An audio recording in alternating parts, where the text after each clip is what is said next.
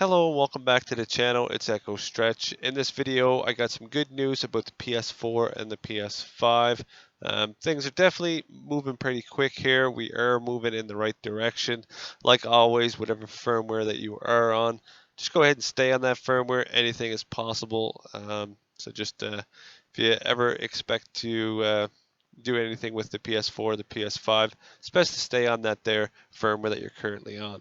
But let's go ahead and jump right into it. As you can see here from Cturt's post, this is a couple days ago, 5-6 days ago.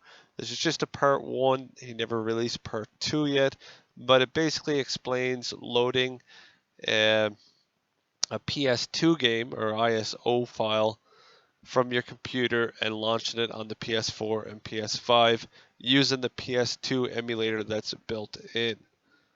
There is multiple games out there that you can actually buy that are on disc, so you don't need to worry about digital. Um, the one that's going right now is the Teenage Mutant Ninja Turtles collection, I believe. I did end up getting a copy of it, but as I said, we don't have part two yet, so nothing is out there released yet. So we just got to be patient for that and wait for it. But if we go ahead and click on his GitHub here, I will leave a link in the description for the video. You can go ahead and check out the video. It's just a basic video, 2-minute video there demonstrating it. As you can see in the link here, this goes on to explain it all. It seems like the PS2 emulator is some of the last remaining JIT privilege code on the PS5. So I believe that the privilege has been removed from the PS5, but I guess the PS4, I guess they can't do it. They can't remove it from there. But you can go ahead and read through all this here. I will leave a link in the description. You can read through that as well. It just basically explains how everything is done. And then if we scroll down to the bottom here,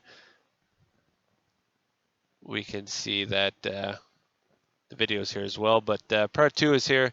It just hasn't been uploaded yet. So we just got to be patient and wait for that. It is definitely moving in the right direction there. I know it seems like it's only PS2 games. Not everybody's like, well, we can do that there with their jailbreaking consoles, and we can load the emulator anyways. It's no big deal. Well, this works on higher firmwares as I believe, and it could lead to anything. Like if you're able to load homebrew, because you will be able to load homebrew here as well, then anything is possible with the PS2 homebrew apps. You get the right people in there creating the right apps, and anything is possible.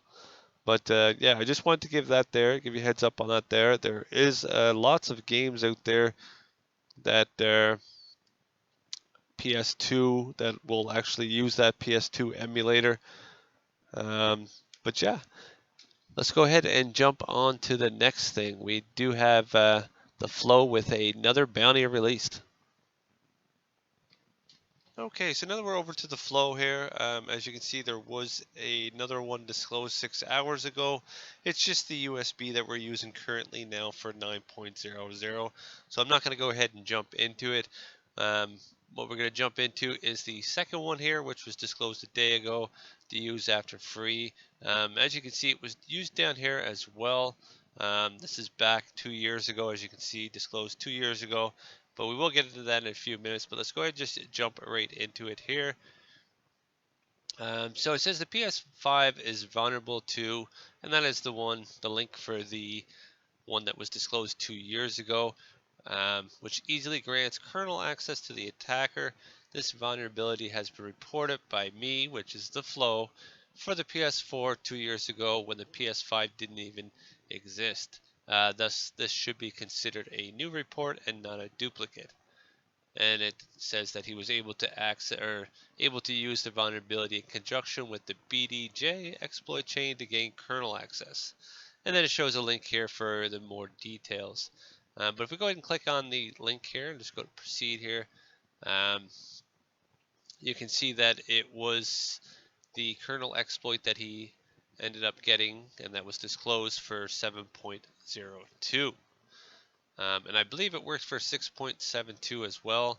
Um, but yeah, we do have a few images here. If you don't recall the conference call, or the, sorry, not the conference, the not the call, but the conference that the flow was in a couple of months ago there, and he came out with the BDJ for us.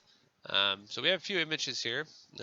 This is from the video, if you do recall the video from the conference, but we can see that the kernel read-write primitives were obtained.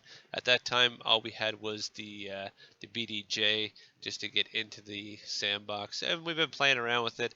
As you can see, there's been a lot of different things, dumping files or whatnot. Um, I will leave a link in the description. You can go ahead and check it out here if you didn't happen to see the conference call or you want to go ahead and read up on it here. And yeah, and I believe the conference is right here, so if you want to go ahead and watch it as well, it'll be at the bottom there. So I will leave a link and go ahead and check it out.